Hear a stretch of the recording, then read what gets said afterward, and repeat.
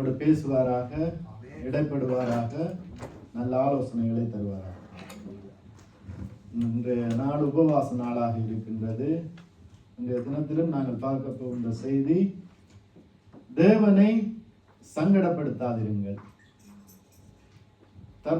சொல்லினம் மனுஷர்கள் பேசுகிற பிரகாரமாய் ஒரு தர்ம சங்கடமாக இருக்கிறது என்று சொல்லி, அப்படியாக தேவனும் அநேக காரியங்களிலே அநேக தேவனுடைய பிள்ளைகளை குறித்து மனஸ்தாபப்பட்டிருக்கிறார். இப்படி நடக்கிறார்கள் என்று சொல்லி, நடந்தது நிமித்தம், வந்த காரியங்களின் நிமித்தம் மனஸ்தாபப்பட்டார் என்று பார்க்கிறோம் பிரியமானவர்களே. அப்படியாக இருக்கின்ற வேளையிலே தேவனுடைய பிள்ளைகள் தேவனை சங்கடப்படுத்தாத வண்ணம் வாழ வேண்டியவர்களாக இருக்கின்றோம். ஏனென்றால் வேதத்திலே தேவனை சங்கடப்படுத்தாமல் வாழ்ந்த குடும்பங்கள் ஆசீர்வதிக்கப்பட்டார்கள். தேவனை சங்கடப்படுத்திய குடும்பங்கள் இப்படியாக எதிர்மாறாக அவர்களுடைய ஆசீர்வாதம் இழந்தவர்களாக இந்த வேதத்திலே அநேகரை நாங்கள் பார்க்கிறோம். குடும்பங்களை பார்க்கிறோம், தனிநபர்களை பார்க்கின்றோம். அப்படியாக இருக்கின்ற வேளையிலே நாங்கள் இன்று ஒரு குடும்பத்தை பார்க்க போகின்றோம். நகோமியின் குடும்பம். நகோமியின் குடும்பத்திலே நகோமி இப்படியாக யூதேயா தேசத்தில் இருந்து பஞ்சத்தின் நிமித்தமாய் மோவாப் தேசத்திலே குடிபெயர்ந்து தன்னுடைய கணவனை, பிள்ளைகளை இப்படியாக இழந்து மருமக்களோடு இந்த யூதேயா தேசத்துக்கு மறுபடியும் வருகின்றார்கள். வருகின்ற வேளையிலே ருத்தினுடைய வாழ்க்கையிலே எல்லாத்தையும் இழந்தவளாக வருகின்றார். கட்டிய கணவனை இழந்து விட்டால் அவளுக்கு ஒரு நன்மையும் இல்லை. ஆனாலும் அவளுடைய இருதயத்திலே ஒரு காரியம், ஒரு இனம் புரியாத ஒரு நம்பிக்கை இருக்கிறது. அது அவளுக்கு தெரிகிறது. நாம் ஒரு நன்மையும் இல்லை, ஆனாலும் அது தனக்குள்ளே இருக்கின்றது என்கின்ற ஒரு விசுவாசத்திலே. ஏனென்றால் இஸ்ரவேலின் தேவனை தெய்வமாக கொண்டிருக்கிறேன், புறஜாதியாக இருந்தேன், நான் மீட்கப்பட்டிருக்கின்றேன், தேவனுடைய பிள்ளைகளை அந்த தேவனுடைய குடும்பத்துக்குள்ளே நான் வந்திருக்கின்றேன் என்று சொல்லி, ருத்தை பார்த்தோமாக இருந்தால் தன்னுடைய கணவனை இழந்ததற்கு பின்பதாக, தன்னுடைய மாமனாரை இழந்ததற்கு பின்பதாக, அதற்கு பிறகு தன்னுடைய உத்தமத்தை காத்து கொண்டாள் என்று பார்க்கிறோம். உத்தமத்தை காத்து கொண்டால் என்று பார்க்கிறோம். ஏனென்றால் அந்த ருத்துக்கு தெரியும், உத்தமருக்கு கர்த்தர் துணையாக என்றும் இருக்கிறார் என்று சொல்லி. உத்தமமாய் நடந்தால் நன்மை தராமல் இரார் என்று சொல்லி இஸ்ரவேலின் தேவனை குறித்து அந்த ருத் இப்படியாக அறிந்த ஒரு மகளாக இருந்தால், அப்படியாக இருந்த வேளையிலே தான் வாழ்க்கைப்பட்ட கணவனுக்கு உண்மையா இருந்தாள் என்று சொல்லி இந்த வேதம் அழகாக சொல்லுகிறது. பிரியமானவர்களே, மாமியாரே இந்த ருத்தை குறித்து சாட்சி கொடுக்கின்றார். இப்படியாக ருத்து ஒரு நல்ல ஒரு பெண், மரித்தவர்களுக்கு தயவு செய்தவள் என்று சொல்லி, தயவு செய்ததன் நிமித்தமாக உன்னை கர்த்தர் தாமே ஆசீர்வதிப்பார் என்று சொல்லி ருத்தை குறித்து ஒரு நல்ல ஒரு குடும்ப பெண் என்று சொல்லி மாமியாரால் சாட்சி கொடுக்கப்படுகிறார் என்று பார்க்கிறோம். இன்று நாங்கள் இந்த பூமியிலே வாழுகிறோம், நாங்களும் குடும்பஸ்தர்களாக இருக்கின்றோம். எங்களை குறித்து அப்படியான சாட்சி மாமியார்கள் மூலமாக வருகிறதா என்று பார்க்க வேண்டியவர்களாக இருக்கின்றோம். மனைவியாக இருந்தால் புருஷனுடைய தாயாரிடத்திலிருந்து, இல்லை கணவனாக இருந்தால் மனைவியினுடைய தாயாரிடத்திலிருந்து அப்படிப்பட்ட சாட்சிகள் வருகிறதா என்று நாங்கள் எங்களை நாங்களே ஆராய்ந்து பார்க்க வேண்டும் என்று இந்த இடத்திலே நான் சுட்டிக்காட்ட விரும்புகிறேன். மரித்து போனவர்களுக்கும் எனக்கும் நன்மை செய்தது போல கர்த்தர் உங்களுக்கு தயவு செய்வார் என்று அந்த நகோமி ஆசீர்வதிக்கிறாள். அந்த ஆசீர்வாதத்தை பெற்ற ஒரு மகளாக ருத் இருந்தாள் என்று பார்க்கிறோம் பிரியமானவர்களே. அப்ப தேவனுடைய பிள்ளைகளாக இருந்தால், தேவனுடைய பிள்ளைகளுடைய குடும்பமாக இருந்தால், தேவன் நியமித்தபடி எங்களுடைய ஓட்டத்தை ஓட வேண்டும் என்று சொல்லி இந்த வேதம் அழகாக சொல்லுகிறது. அப்படியாக ஓடினவர்கள் தான் ஆசீர்வாதத்தை பெற்றுக்கொண்டார்கள் என்று பார்க்கிறோம் பிரியமானவர்களே. இந்த ஆசீர்வாதத்துக்கு பிறகு நாம் இன்னொரு காரியத்தை சொல்லுகின்றார். அவர்களை திரும்பி போகும்படியாக, அவர்களுடைய பாரம்பரியத்திற்குள்ளே திரும்பி போகும்படியாய், அவர்களுடைய தேவர்களிடத்திற்கு திரும்பி போகும்படியாய், அவர்களுடைய பெற்றோர்களிடத்தில் திரும்பி போகும்படியாக இந்த நகோமி தன்னுடைய மருமகள் ருத்துக்கும் ஓர்பாளுக்கும் இப்படியாக ஒரு அறிவுரையை சொல்லுகின்றார்கள். அந்த வேளையிலே ஒரு சந்தர்ப்பம் இருக்கின்றது. ருத் இந்த தேவனுடைய பிள்ளை என்கின்ற அந்த அந்தஸ்தை விட்டு வெளியே போவதற்குரிய ஒரு சந்தர்ப்பம் வருகிறது. ஆனால் ருத் சொல்லுகிறாள், அந்த இடத்திலே நான் போக மாட்டேன் என்று சொல்லி. ஆனாலும் ருத்துக்குள்ளே ஒரு நம்பிக்கை, நகோமியின் பின்னாலே இப்படியாக ருத்து போகிறாள் என்று பார்க்கிறோம் பிரியமானவர்களே. அப்ப இந்த ஓர்பாளுக்கும் ருத்துக்கும் ஒரு நம்பிக்கை இருந்திருக்க கூடும். ஓகே, மாமியார் கணவனை இழந்து விட்டேன், இப்படியாக தனிமையிலே மாமியாரோடு போகின்றேன், எங்களுக்கு அந்த இஸ்ரவேல் தேசத்துக்குள்ளே போனால் ஒரு வாழ்க்கை அமையும் என்கின்ற ஒரு நம்பிக்கை ஒரு தற்செயலாக இருந்திருக்க கூடும். அந்த நம்பிக்கையிலேயே பெரிய ஒரு அடி விழுகிறது. இந்த மாமியார் சொல்லுகிற பேச்சை கேட்டோமாக இருந்தால் இந்த மாமியார் அறிக்கை எடுக்கிறார். நாங்கள் எடுத்துக்கொள்வோம் ருத்து 1வது அதிகாரம், அதுல 7வது வசனத்திலிருந்து 13வது வசனம் வரைக்கும் வாசிப்போம். தன் 2 மருமக்களோடு கூட தான் இருந்த ஸ்தலத்தை விட்டு புறப்பட்டால் யூதா தேசத்துக்கு திரும்பி போக அவர்கள் வழி நடந்து போகையில் நகோமி தன் 2 மருமக்களையும் நோக்கி, நீங்கள் இருவரும் உங்கள் தாய் வீட்டுக்கு திரும்பி போங்கள். மரித்து போனவர்களும் எனக்கும் நீங்கள் தயவு செய்தது போல கர்த்தர் உங்களுக்கும் தயவு செய்வாராக. கர்த்தர் உங்கள் இருவருக்கும் வாய்க்கும் புருஷனுடைய வீட்டிலே நீங்கள் சுகமாய் வாழ்ந்திருக்க செய்வாராக என்று சொல்லி அவர்களை முத்தமிட்டாள். அப்பொழுது அவர்கள் சத்தமிட்டு அழுது அவளை பார்த்து, உம்முடைய ஜனத்தண்டைக்கே உம்முடனே கூட வருவோம் என்றார்கள். அதற்கு நகோமி, என் மக்களே, நீங்கள் திரும்பி போங்கள், என்னோடே ஏன் வருகிறீர்கள்? உங்களுக்கு புருஷராகும்படி இனிமேல் என் கற்பத்திலே எனக்கு பிள்ளைகள் உண்டாகுமோ? என் மக்களே, திரும்பி போங்கள், நான் வயது சென்றவள், ஒரு புருஷனுடன் வாழத்தக்கவள் அல்ல. அப்படிப்பட்ட நம்பிக்கை எனக்கு உண்டாயிருந்து நான் இன்று இரவில் ஒரு புருஷனுக்கு வாழ்க்கைப்பட்டு பிள்ளை பெற்றாலும் அவர்கள் பெரியவர்கள் ஆகும் மட்டும் புருஷனுக்கு வாழ்க்கைப்படாதபடிக்கு நீங்கள் பொறுத்திருப்பீர்களா? அது கூடாதே. என் மக்களே, கர்த்தருடைய கை எனக்கு விரோதமாய் இருக்கிறதினால் உங்கள் நிமித்தம் எனக்கு மிகுந்த விசனம் இருக்கிறது என்றாள். இந்த இடத்திலே அந்த ருத்துக்கோ ஓர்பாளுக்கோ இருந்த கடைசி நம்பிக்கையும் தங்களுடைய வாழ்க்கை செழிக்கும் என்கின்ற நம்பிக்கையும் இழக்கக்கூடியதாக இந்த நகோமி இந்த வார்த்தையை சொல்லுகின்ற வேளையிலும் அப்ப ஓர்பாள் பார்க்கிறாள், இனி இந்த மாமியோட சென்றால் வேலைக்காகாது, நான் என்னுடைய தகப்பன் வீட்டுக்கு இப்படியாக என்னுடைய தெய்வங்களிடத்துக்கு என்னுடைய பெற்றோர்களிடத்துக்கு இப்படியாக நான் சென்று விடுவேன் என்று சொல்லி அவள் போய்விடுகிறாள். அப்ப நவமி சொல்லுகிறாள், அதான் உன்னுடைய சகோதரியே தன்னுடைய தேவர்களிடத்திற்கும் தன்னுடைய பெற்றோர்களிடத்திற்கும் இப்படியாக போய்விட்டாலே நீயும் போக வேண்டும் என்று சொன்ன வேளையிலே இந்த நகோமி இப்படியாக அந்த இடத்திலே இந்த ருத்துப்படியாக சொல்லுகிறாள், நான் மரித்தாலும் உம்மோடு கூட மரிப்பேன் ஒழிய நான் இந்த தேவனை விட்டு நான் பின்வாங்கி போவதில்லை, நான் உம்மோடு உம்முடைய தேசத்துக்கு வருவேன் என்று வைராக்கியமாக இப்படி போகின்றான். அந்த இடத்திலே ருத்துக்கு ஒரு துளி கூட நம்பிக்கை இல்லை. ஆனாலும் அந்த ருத்து அந்த இடத்திலே போகின்றார். ஏதோ ஒரு சிறு நம்பிக்கையை தேவன் அந்த ருத்தனுடைய உள்ளத்திலே கொடுத்திருக்கிறார். தன்னை குறித்ததான ஒரு காரியத்திலே ஒரு விசுவாசத்தை ருத்துக்குள்ளே வைத்தது நிமித்தம் அந்த ருத்து இப்படியாக போகின்றார். ஏனென்றால் ருத்து அந்த நவமியினுடைய மகனோடு வாழ்ந்த வேளையிலே தன்னுடைய உத்தமத்தை காத்து கொண்டு நடந்தாள். இந்த வேதத்திலே எப்படியாக சொல்லப்பட்டதோ ஒரு மனைவி எப்படி இருக்க வேண்டும், ஒரு மனைவி இப்படியாக கணவனை எப்படியாக மரியாதை செலுத்த வேண்டும், எப்படியாக கர்த்தருக்குள்ளே கீழ்ப்படிய வேண்டும் என்கின்ற அந்த நியமங்கள் எல்லாவற்றையும் காத்து நடந்தவளாக ருத்து இருந்தாள்.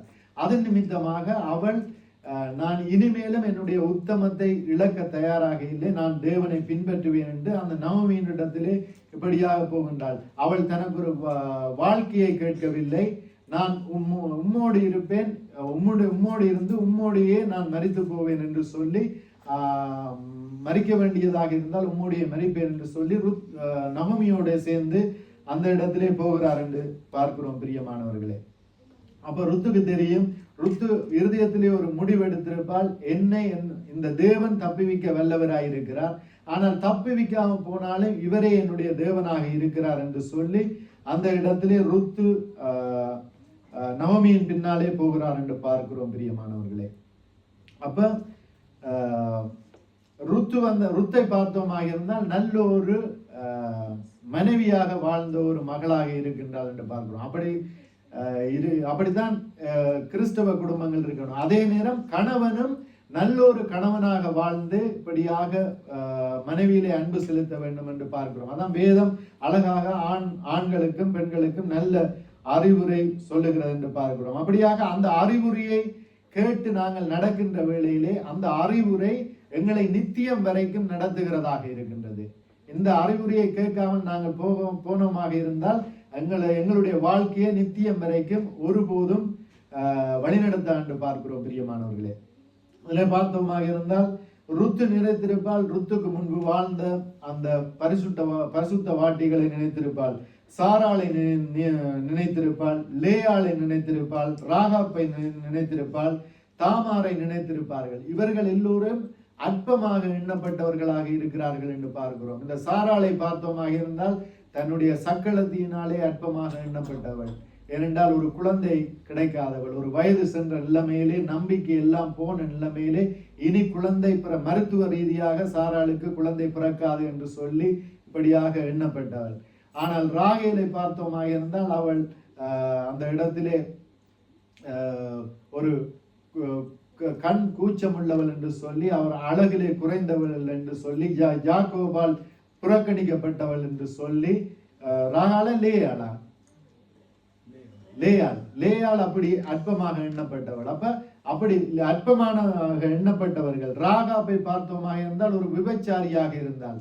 அந்த எரிகோ பட்டணத்திலே ஒரு விபச்சாரியாக இருந்த வேளையிலே அவளையும் அற்பமாகத்தான் ஜனங்கள் பார்த்தார்கள். தாமாரை பார்த்தோமாக இருந்தால் தாமாரையும் அப்படித்தான். தாமார் ஒரு திருமணம் முடிக்கின்றார் யூதாவினுடைய மகனை. அந்த இடத்திலே முடிக்கின்ற வேளையிலே அந்த யூதாவினுடைய அந்த மூத்த மகன் இறந்து போகிறார். இறந்து போகின்ற வேளையிலே அந்த அடுத்த மகன் அந்த தாமாரை திருமணம் செய்து புத்திர சந்தானம் உண்டாக பண்ண வேண்டும். ஏனென்றால் அந்த முதல் கணவனுடைய பெயரை நிலநிக்க பண்ண வேண்டும் என்றால் அவர் இளைய சகோதரன் அந்த திருமணத்தை முடித்து அந்த தமையனுக்கு ஒரு பெயரை உண்டாக பண்ண வேண்டும். ஆனால் அந்த தாமாரை அற்பமாக பண்ணினார், அற்பமாக எண்ணப்பட்டார் என்று பார்க்கிறோம். அவர்களாலே அற்பமாக எண்ணப்பட்டு தேவனுடைய கோபத்தை யார் சம்பாதித்தார்கள் என்றால் அந்த யூதாவினுடைய மகன்மார்கள் சம்பாதித்தார்கள். அவர் அதற்கு என்ன காரியங்களை அவர்கள் செய்ததன் நிமித்தம் அந்த கடவுளுடைய கோபம் அந்த யூதாவினுடைய மகன்மார்களிடத்திலே வந்த என்று சொல்லி நாங்கள் எல்லோரும் அறிந்திருப்போம், வாசித்திருப்போம். அப்படியாக அந்த காரியங்கள் எல்லாவற்றையும் அறிந்தவளாக இந்த ருத்து இருந்தாள் என்று பார்க்கிறோம். அப்படி இருந்ததன் நிமித்தமாக ருத்து தன்னுடைய தேவன் நியமித்த கட்டளைகளையும் நியமங்களையும் கை கொள்ள அவள் ஆர்வம் உள்ளவளாய் இருந்தாள் என்று பார்க்கிறோம். இப்பொழுது நான் இந்த இடத்திலே போதிக்கின்ற சத்தியங்கள் எல்லோரும் இன்று பெரும்பாலும் இந்த உலகத்திலே அநேகர் கேட்கின்ற வேளையிலே இவர் எந்த நேரத்திலே இதை போதித்துக் கொண்டிருக்கிறார். இதெல்லாம் பழைய காலத்து இது காரியங்கள். அது முந்தி குனிந்த தலை நிமிராமல் இப்படியாக நடந்தார்கள். அப்படியெல்லாம் இப்ப எல்லாம் நவீன யுகம், எல்லாம் கம்ப்யூட்டர் யுகத்திலே இருக்கிறோம். அப்படியெல்லாம் நடக்க முடியாது. அப்படி அல்ல. எந்த காலத்திலும் கர்த்தருடைய நியமம் தான். கர்த்தர் இப்படி நடந்தால்தான் ஆசீர்வதிப்பேன் என்று சொன்னாராக இருந்தால் அப்படி நடந்துதான் நாங்கள் ஆசீர்வாதங்களை பெற்றுக்கொள்ள வேண்டும் என்று பார்க்கிறோம். பிரியமானவர்களே, இப்ப ருத்தை இந்த இடத்திலேதான் ருத்தினுடைய நடக்கையை பார்த்து அந்த இடத்திலே தேவன் ருத்தை ஆசீர்வதிக்கிறார். அவர் ருத்து பிறப்பதற்கு முன்பே தாயின் கருவிலே எலும்புகள் உருவாவதற்கு முன்பே ருத்தை கண்டவர்.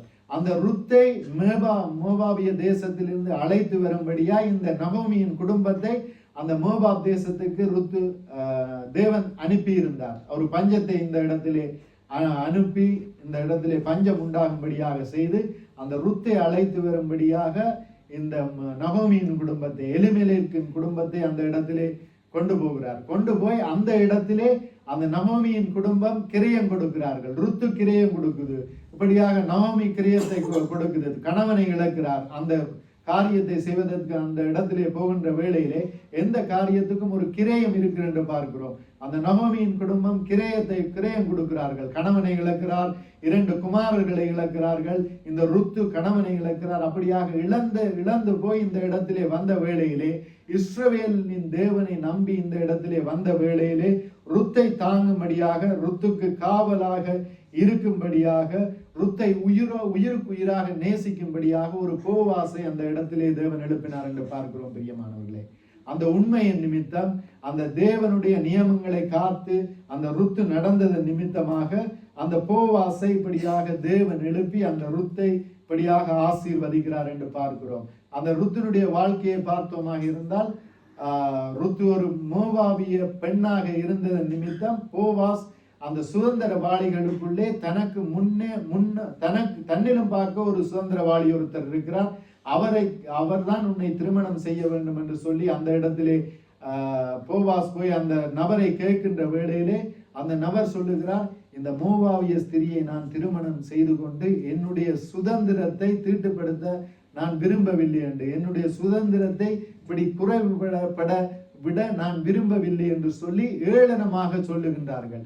அந்த ஏளனமாய் பார்த்த ருத்துவை இப்படியாக தேவன் அருமையாக பார்த்தார் என்று பார்க்கிறோம். ஏனென்றால் ருத்தினுடைய அந்த நடவடிக்கை, ருத்தினுடைய அந்த கற்பு, அதான் இந்த போவாஸ் கூட சொல்லுகிறார், நீ வாலிபர்களுக்கு பின்னதாக போகவில்லை, ஐஸ்வர்யவான்களுக்கு பின்னதாக போகவில்லை, உன்னுடைய முற்குணத்தை பார்க்கிறேன், இப்பொழுது உள்ள குணம் தரமாக இருக்கிறது என்று சொல்லி போவாசை இப்படியாக பெருமைப்படும்படியாக காரியங்களை செய்தார் என்று பார்க்கிறோம். பிரியமானவர்களே, அப்ப நாங்கள் பார்க்கிறோம் வேதத்திலிருந்து தேவனுடைய கட்டளைகளை கை கொண்ட பெண்கள் எப்படியாக ஆசீர்வதிக்கப்பட்டார்கள், தேவனுடைய கட்டளைகளை கை கொண்ட ஆண்கள் எப்படியாக ஆசீர்வதிக்கப்பட்டார்கள் என்று பார்க்கிறோம். பிரியமானவர்களே, இப்ப மீகாலை நாங்கள் எடுத்துக்கொண்டோமாக இருந்தால், மீகால் தாவீதினுடைய முதல் மனைவி.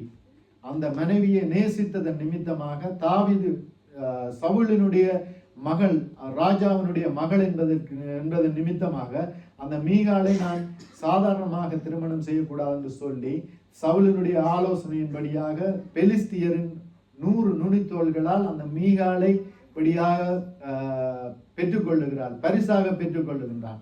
அப்படியாக பரிசாக பெற்றுக்கொண்டு அந்த தாவீது இந்த மீகாலுக்காக தன்னுடைய உயிரையே பணயம் வைத்து அந்த ஒரு காரியத்தை பண்ணி இந்த மீகாலை திருமணம் செய்கின்றார். அப்படியாக செய்து உயிருக்கு மேலாக அந்த மீகாலை நேசித்தார். அதான் தாவீது ராஜாங்கம் பெற்று திரும்பி வருகின்ற வேளையிலே அந்த மீகாலை தன்னிடத்திலே சேர்த்து கொள்ள வேண்டும்.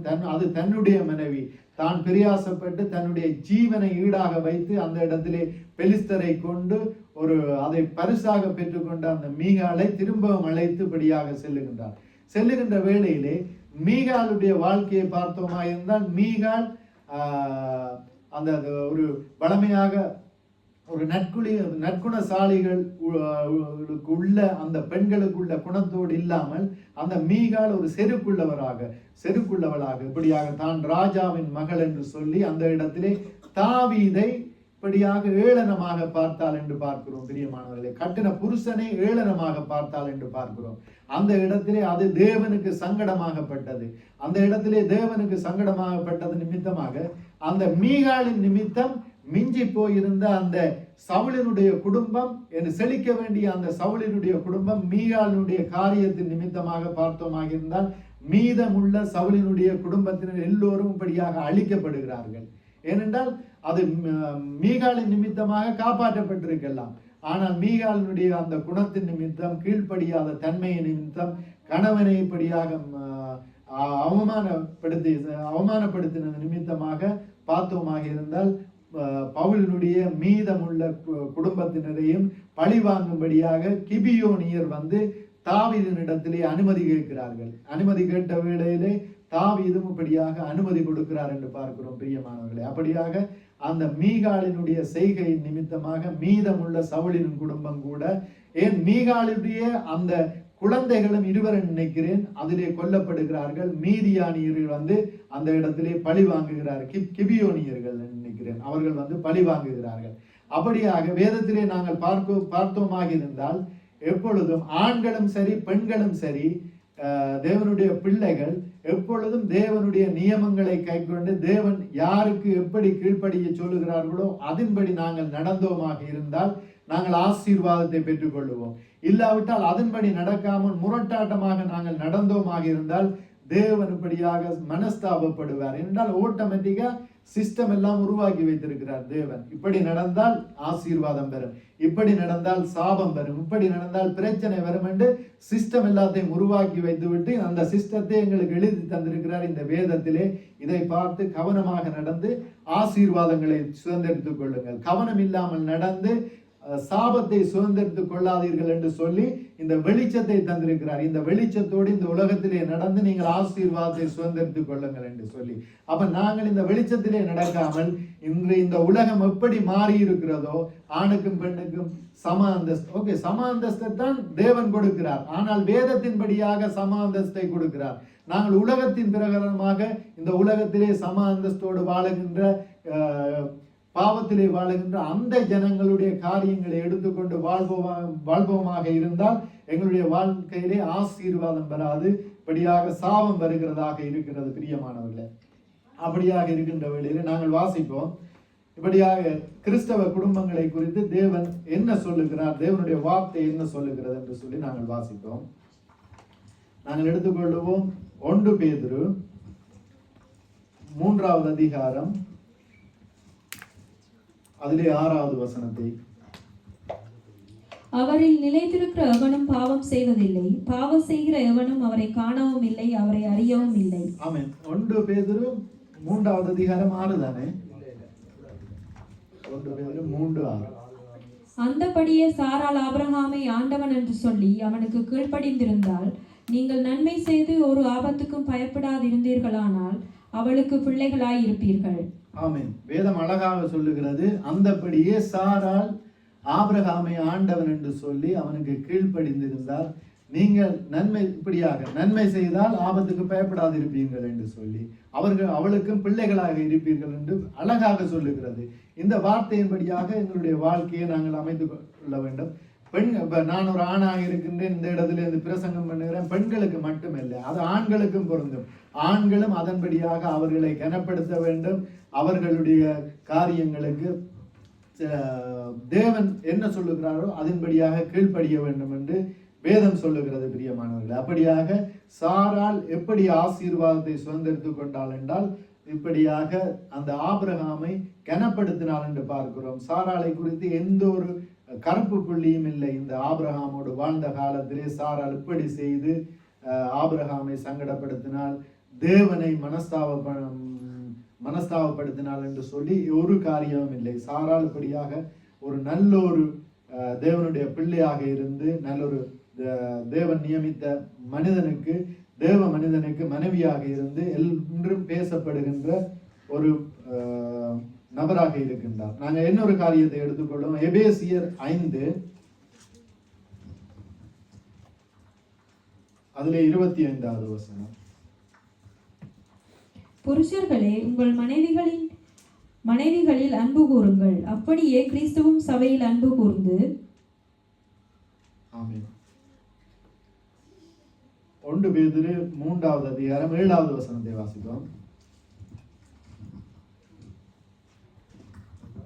அந்தபடி புருஷர்களே, மனைவியானவள் பலவீனமான பாண்டமாய் இருக்கிறபடியால் உங்கள் ஜெபங்களுக்கு தடை வராதபடிக்கு நீங்கள் விவேகத்தோடு அவர்களுடனே வாழ்ந்து உங்களுடனே கூட அவர்களும் நித்திய ஜீவனாகிய கிருபையை சுதந்திரித்துக் கொள்ளுகிறவர்களான படியினால் அவர்களுக்கு செய்ய வேண்டிய கனத்தை செய்யுங்கள். ஆமென். அப்ப இதிலே சொல்லப்படுகிறது, புருஷர்களே, இது என்ன, மனைவியானவள் பலவீனமான பாண்டமாக இருக்கிறாள். அதன் நிமித்தமாக அவர்களோடு விவேகத்தோடு நடந்து அவர்களுடனே வாழ்ந்து உங்களுடனே கூட அவர்களும் நித்திய ஜீவனுக்குள்ளே பிரவேசிக்கத்தக்கத சுதந்திரத்துக் கொள்ளுங்கள் ஆனபடியினால் அவர்களுக்கு செய்ய வேண்டிய கனத்தை செய்யுங்கள் என்று சொல்லி இப்படியாக புருஷர்களுக்கு சொல்லப்பட்டிருக்கிறது. அப்ப அந்த கனப்படுத்துவதிலே மனைவிக்கும் இருக்கு பங்கு, புருஷனுக்கும் இருக்கு பங்கு என்று பார்க்கிறோம். இதுல எபேசியர் 5:22 வாசிப்போம். எடுத்ததில் அதிகாரத்திலே திரும்ப வரும். மனைவிகளே, கர்த்தருக்கு கீழ்ப்படுகிறது போல உங்கள் சொந்த புருஷனுக்கு கீழ்ப்படியுங்கள். ஆமென். அப்ப இதிலே சொல்லப்படுகிறது, மனைவிகளே கர்த்தருக்கு கீழ்ப்படுகிறது போல உங்கள் சொந்த புருஷருக்கு கீழ்ப்படியுங்கள் என்று சொல்லி. அப்ப இது நார்மலா வாசிச்சு கொண்டு போவோம். ஆனால் சம்பவங்கள் காரியங்கள் நடக்கின்ற வேளையிலே இந்த வார்த்தையை நாங்கள் மறந்துதான் அநேக பிரச்சனைகளுக்குள்ளாக நாங்கள் போகிறோம் என்று பார்க்கிறோம். அப்ப தேவனுடைய வார்த்தை வெறுமனையா வாசித்து போவதற்கு இந்த இடத்திலே வேதத்திலே எழுதவில்லை. இந்த வார்த்தைகளை கை கொண்டு தேவனுடைய ஆசீர்வாதங்களை பெற்றுக்கொள்ளும்படியாகத்தான் இந்த இடத்திலே எழுதப்பட்டிருக்கிறது. பிரியமானவர்களே, நாங்கள் வாசிப்போம். அதிலே 1 பேதுரு 3வது அதிகாரம் 1வது வசனத்தை எடுப்போம். அந்தபடி மனைவிகளே, உங்கள் சொந்த புருஷர்களுக்கு கீழ்ப்படிந்திருங்கள். அப்பொழுது அவர்களில் யாராவது திருவசனத்துக்கு கீழ்ப்படியாதவர்களாயிருந்தால் பயபக்தியோடு கூடிய உங்கள் கற்புள்ள நடக்கையை அவர்கள் பார்த்து போதனையின்றி மனைவிகளின் நடக்கைகளினாலே ஆதாயப்படுத்திக் கொள்ளப்படுவார்கள். ஆமென். மனைவிகளை குறித்து சொல்லப்படுகிறது, இப்படியாக சொந்த புருஷர்களுக்கு கீழ்ப்படியுங்கள் என்று சொல்லி. ஏனென்றால் உங்களுடைய நடக்கையினாலே தேவனை விசுவாசிக்காதவர்கள், புது விசுவாசிகள், தேவனை பற்றி அறிவில்லாதவர்கள் கூட உங்களுடைய புருஷனாக இருந்தால் அவர்கள் உங்களுடைய கற்புள்ள நடக்கைகளை பார்த்து இப்படியாக தேவனை பின்பற்றுவார்கள் என்று சொல்லப்படுகிறது. கொலோசியர் 3:18 வாசிப்போம்.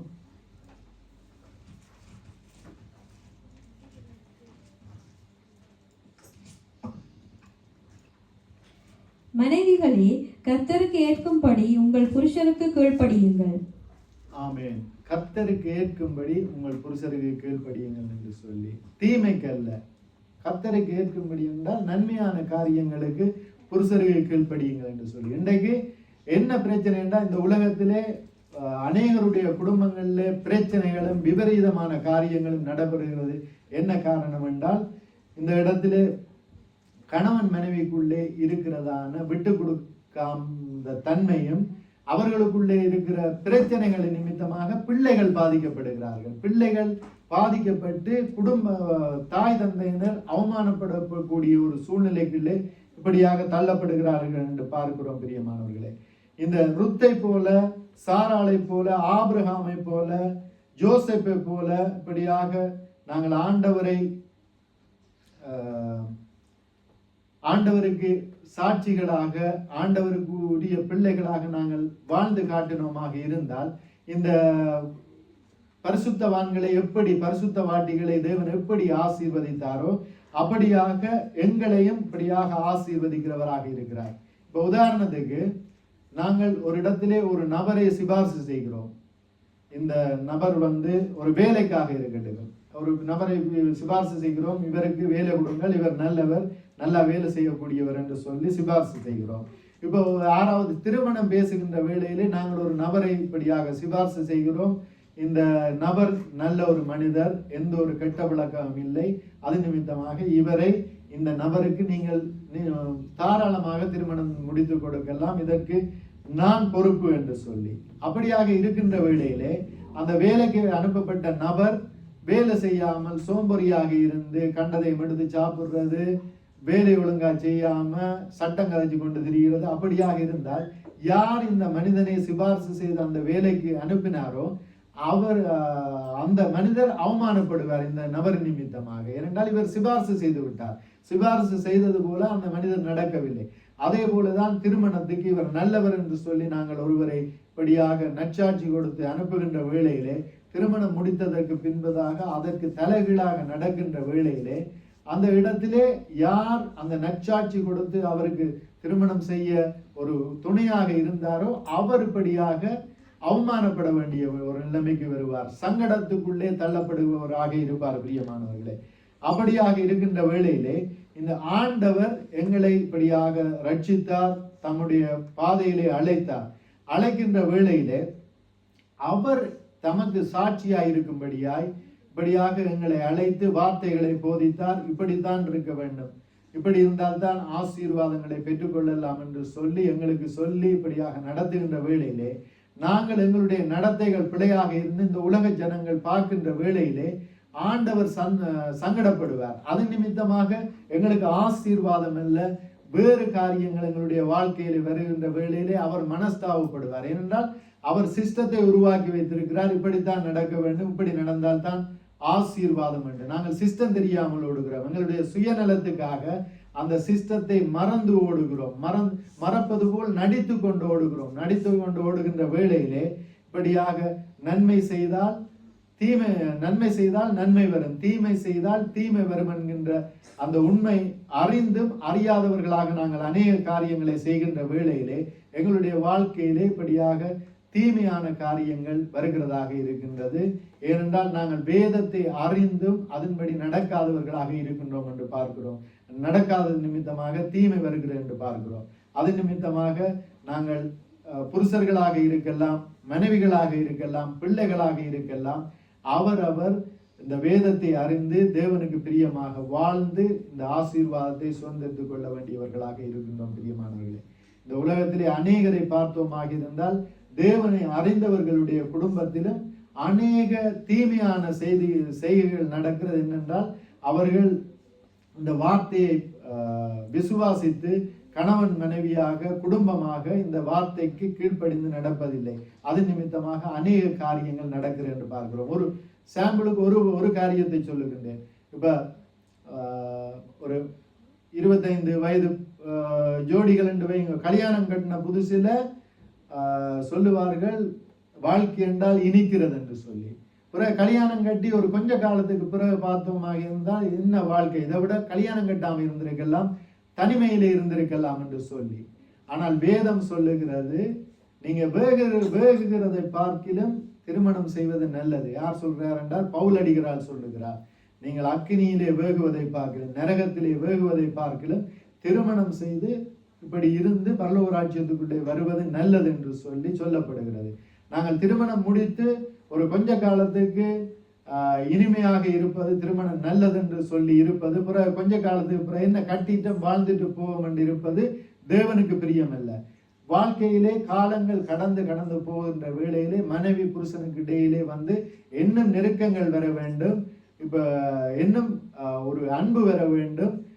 அதைத்தான் தேவன் விரும்புகிறார். இந்த இதுல வேதத்திலே பார்த்தோமாக இருந்தால் அப்படிப்பட்ட குடும்பங்களை தான் தேவன் ஆசீர்வதித்திருக்கிறார் என்று பார்க்கிறோம். பிரியமானவர்களே, மனைவியினிடத்திலிருந்து கிடைக்க வேண்டிய அந்த அன்பு தாம்பத்திய உறவு சரியாக கிடைக்காத பட்சத்திலே தேவனை அறிந்தவர்கள் கூட பிழையான வழியிலே போய் பிழையான தொடர்புகளிலே போய் தேவனுடைய ஆசீர்வாதத்தை இழக்கிறார்கள் என்று பார்க்கிறோம். பிரியமானவர்களே, கணவனும் மனைவியும் அன்பாயிருப்பார்கள், ஒருவரை பற்றி ஒருவர் குறை கூற மாட்டார்கள்.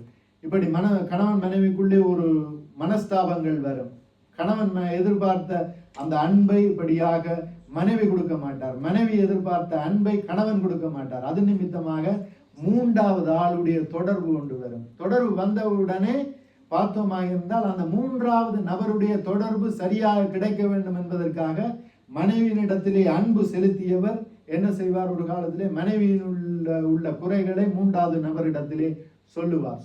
சொல்லுகின்ற வேளையிலே அது உலகம் பூராகும் தீயாக பரவுகிறதாக இருக்கின்றது. அது ஏனென்றால் வேதம் சொல்லுகிறது, முப்புரி நூல் சீக்கிரத்தில் அறாது. முப்புரி நூல் என்றால் என்ன? கணவன் மனைவி கர்த்தர், முப்புரி நூல், அதான் திருமணம். அப்படிப்பட்ட உன்னதமான திருமணத்தை தான் நாங்கள் இப்படியாக செய்கின்றோம், இப்படியாக கர்த்தருக்குள்ளே வாழுகிறோம். அது ஒரு காலப்போக்கிலே கசந்து இப்படியாக விரிசல் வருகின்ற வேளையிலே பிறகு என்ன, கணவன் மனைவி பிசாசு அதுவும் முப்புரி போல நின்று பிரச்சனைகளை உருவாக்கும். பிரச்சனை உருவாக்கினால் நாங்கள் நினைப்போம், ஓகே இது சாதாரண பிரச்சனை தானே என்று. அது பார்த்தோமா இருந்தால் கடைசி காலத்திலே பிள்ளைகளுக்குள்ளே வேறுண்டும், பிள்ளைகளிலே வேறுண்டி அது மரமாக வளரும். அது பிறகு எங்களால் சகித்து கொள்ள முடியாது. அப்படியாக இருக்கின்ற வேளையிலே நாங்கள் இந்த வேதத்திலே எப்படியாக குடும்பங்கள் இருக்கிறதோ, கணவன் மனைவிக்கு செய்ய வேண்டிய அந்த மரியாதை, மனைவி கணவனுக்கு செய்ய வேண்டிய மரியாதை என்ன என்று சொல்லிப்படியாக நாங்கள் வாசித்து வேதத்திலே உள்ள வெளிச்சத்தை நாங்கள் அறிந்து கொண்டு அதன்படியாக வாழுகின்ற வேளையிலே தேவனுடைய ஆசீர்வாதங்களை பெறுவோம். இல்லாவிட்டால் தேவனுடைய ஆசீர்வாதத்தை பெறவே முடியாது.